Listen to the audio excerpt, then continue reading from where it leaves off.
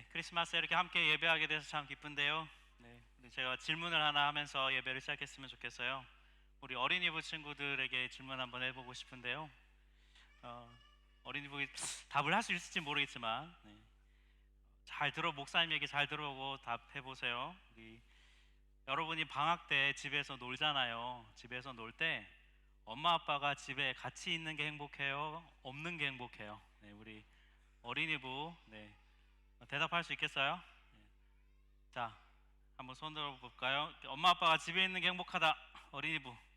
아, 네, 우리 주리가. 네. 엄마 아빠 없는 게 행복하다. 네.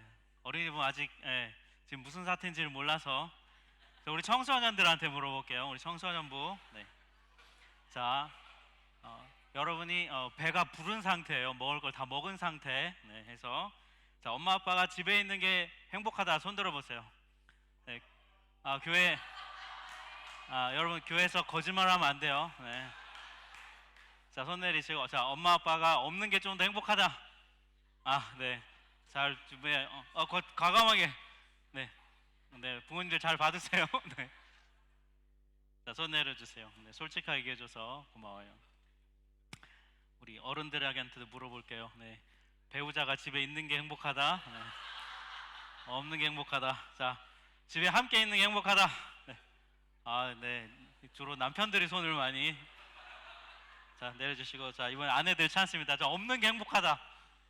네, 몇몇 분들. 네. 네. 자, 손 내려주시고, 네. 네. 아무 상관없다. 네. 알겠습니다. 네. 네. 왜 이 질문 했냐면, 함께 하는 것이 참 우리의 기쁨인데, 우리가 이걸 많이 잊어버리고 살지 않나 싶어서 말씀을 드려요. 크리스마스 때가 되면 늘 TV에서 틀어주던 영화가 하나 있습니다. 네, 우리 포스터에 나오는 요 영화, 뭔지 아시죠? 네, 나 홀로 집에라는 영화인데요. 이게 몇 년도에 나온 영화냐면 지금부터 30년 전에 1990년에 나왔던 영화예요. 레전드죠, 그죠? 크리스마스 때 되면 나오니까. 주인공 이름이 혹시 뭔지 아십니까? 네, 맞아요, 케빈. 케빈이 크리스마스에 케빈 가족이 다 프랑스 파리로 여행을 가기로 했는데 부모님이 실수로 이 케빈을 집에 두고 간 그런 스토리를 담고 있죠.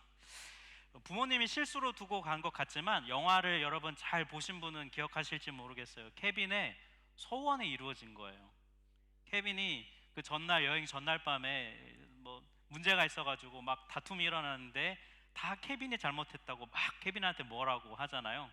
그때 케빈이 화가 나고 억울해가지고 혼자 이렇게 크리스마스 소원을 빌어요. 가족들이 다 사라져 버렸으면 좋겠어요. 이렇게 기도를 하죠. 그래서 영화는 마치 케빈의 소원이 이루어진 것처럼 보여줍니다. 그래서 집에 처음에 케빈이 혼자 있게 돼요. 그래서 처음에는 굉장히 행복해합니다. 와, 드디어 나 혼자 있게 됐다. 그래서 막 혼자 집에서 하고 싶은 모든 거를 막 다 해요. 근데 시간이 점점 이렇게 하루가 지나고 며칠이 자꾸 시간이 지나니까 집에 혼자 있는 게 너무 쓸쓸하고 외로워졌던 것 같아요. 그래서 막 집에 와서 엄마 이름도 부르고 누구 없어요? 막 부르는 장면이 나옵니다. 영화의 마지막 부분에 가면 케빈이 자기 혼자 집에 있는 게 별로 행복하지 않다는 걸 깨닫고 다시 이렇게 기도해요. 가족들을 다시 돌려주세요. 이렇게 기도해요. 이 영화 메시지는 여러분 아주 전형적인 헐리우드 그 영화 메시지입니다. 가족이 소중하다, 뭐 이런 메시지를 주는데, 저는 오늘 이 예수님이 태어나신 성탄절에 저는 이 영화를 통해서 이런 메시지를 다시 말하고 싶어요. 혼자 하는 것보다 함께 있는 것이 더 좋다라는 메시지. 우리가 오늘 읽은 마태복음 1장은 예수님이 태어나기 전에 있었던 내용이에요. 예수님의 아빠의 이름이 여러분 뭔지 아세요? 우리 어린이 부부 중에 혹시 대답한 친구 있나요? 예수님 아빠의 이름이 뭐죠? 요셉. 맞아요. 그리고 엄마의 이름은? 네, 엄마가 옆에 정답을 막 말해주고 있어요. 아니에요? 아니랍니다. 절대 아니랍니다. 자, 네, 엄마의 이름은 마리아죠, 그죠? 네, 요셉과 마리아. 곧 결혼을 약속을 했는데 천사가 예수님의 아빠인 요셉에게 나타나서 이렇게 말했어요. 오늘 21절 마리아가 아들을 낳을 건데 이름을 예수라고 하라고 말했어요.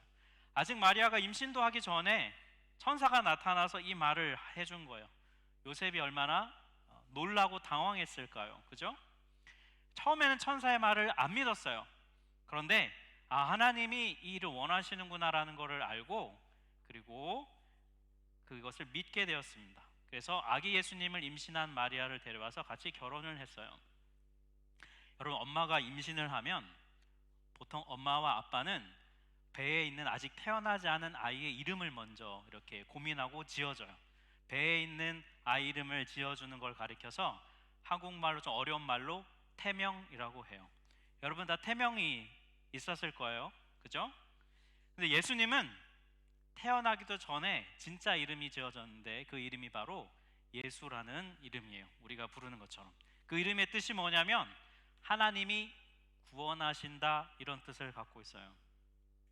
자, 여러분, 구원한다는 게 뭘까요? 구원한다. 구원이라는 말의 뜻을 혹시 아는지 모르겠어요? 목사님이 예를 들어서 좀 설명을 해볼게요. 목사님이 수영을 잘할까요? 못할까요? 네, 못해요? 네. 너무 자신 있게. 네. 썩 잘하지는 못해요. 네. 자, 썩 잘하지 못하면 조금은 합니다만, 네. 제가 물에 바다에 풍덩 빠졌다고 한번 생각해 보세요. 바다에 빠져서 아마 얼마는 버티겠지만 1시간 이상 있으면 아마 1시간도 가지 못할 것 같아요. 네, 물에 빠져서 아마 죽을 거예요. 그런데 이런 목사님을 살려주려고 우리 수영을 정말 잘하는 다혜가 목사님을 살려주려고 들어와서 목사님이 살게 됐어요. 만약에 예를 들면 바로 이런 게 구원이에요. 나 혼자 있으면 죽는데 내가 할 수 없는 것을 누군가 그걸 대신해 주어서 나를 살려주는 걸 가리켜서 구원이라고 말해요. 내가 할 수 있는데 내가 할 수 있는 거를 굳이 와서 도와주는 거를 가리켜서 구원이라고 말하지 않아요. 고맙지만 그건 구원이 아니죠. 내가 못하는 걸 해결해 주는 사람이 구원자인데 바로 예수라는 이름이 바로 그런 뜻이에요. 여러분, 보통 아기의 이름은 누가 지어줍니까? 아이의 이름은 엄마와 아빠가 지어줘요. 엄마 아빠는 아이 이름을 만들 때 이 아이가 이런 아이가 되면 좋겠다라는 그 뜻을 담아서 아이의 이름을 지어줘요. 그런데 예수님의 이름은 누가 만들었냐면 하나님이 만들어줬어요. 요셉과 마리아가 만들지 않았어요. 여러분, 이게 무슨 말일까요? 하나님은 예수님의 이름을 예수라고 지어주면서 우리에게 이런 말 해주고 싶은 거예요. 나는 너희를 정말 구원하고 싶어. 나는 꼭 너희들을 구원할 거야. 이런 마음을 담아서 하나님은 예수라는 이름을 지어줬어요. 이게 바로 하나님의 마음인데요, 우리를 정말로 구원하고 싶은 게 하나님의 마음이에요. 근데 그러면 우리가 질문을 하나 할 수 있을 거예요. 하나님, 우리를 구원하고 싶다는 건 알겠는데요, 그러면 방법이 뭡니까? 어떻게 우리를 구원할 거예요? 라고 질문할 수 있겠죠. 그 말씀이 바로 23절에 나와 있는 거예요. 우리 23절 말씀, 보아라, 동정녀가 잉태하여 아들을 낳을 것이니 그 이름을 임마누엘이라고 할 것이다, 이렇게 돼 있죠. 여러분, 별명 있죠? 별명. 사람마다 별명 있을 거예요. 우리 청소년부 중에 좀 재밌는 별명 있어요?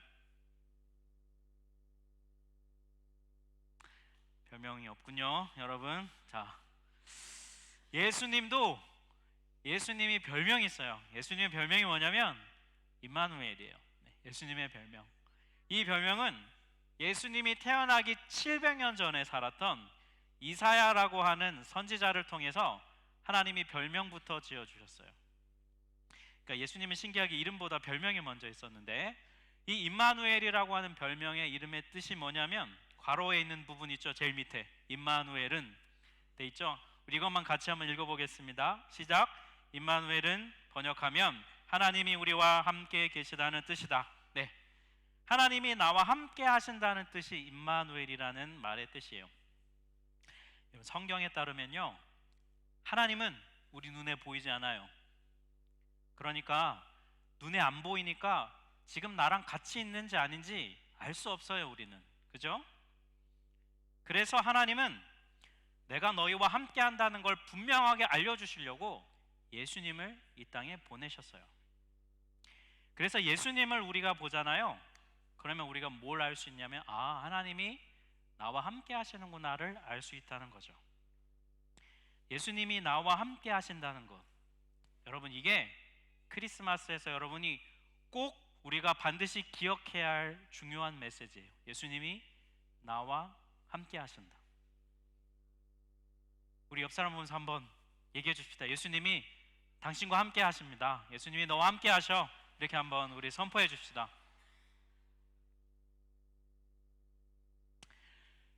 예수님이 나와 함께 하신다는 게 여러분, 이게 정말 중요한 내용인데요.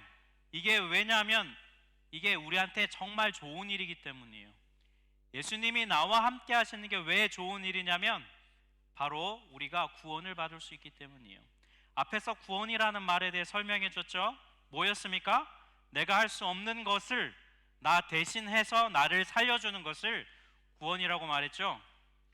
예수님은 우리를 죄로부터 벗어날 수 있게 해주는 분이거든요.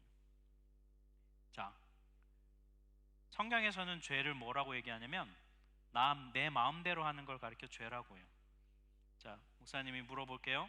여러분, 다른 사람을 미워하는 게 죄입니까? 아닙니까? 미워할 수 있다고 생각하죠.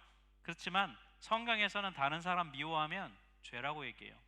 여러분, 누가 막 미운데 안 미워해야지 결심하면 안 미워지던가요? 네, 쉽지 않아요. 게임 1시간만 해야지, 그리고 정말 1시간만 하고 지키나요? 안 되지. 더 하고 싶잖아요. 그죠? 화내지 말아야지, 내가 참아야지 하지만 계속 건드리면 어떻게 돼요?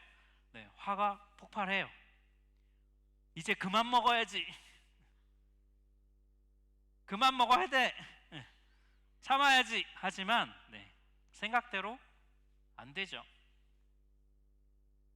이건 여러분 뭘 말해주는 줄 아세요?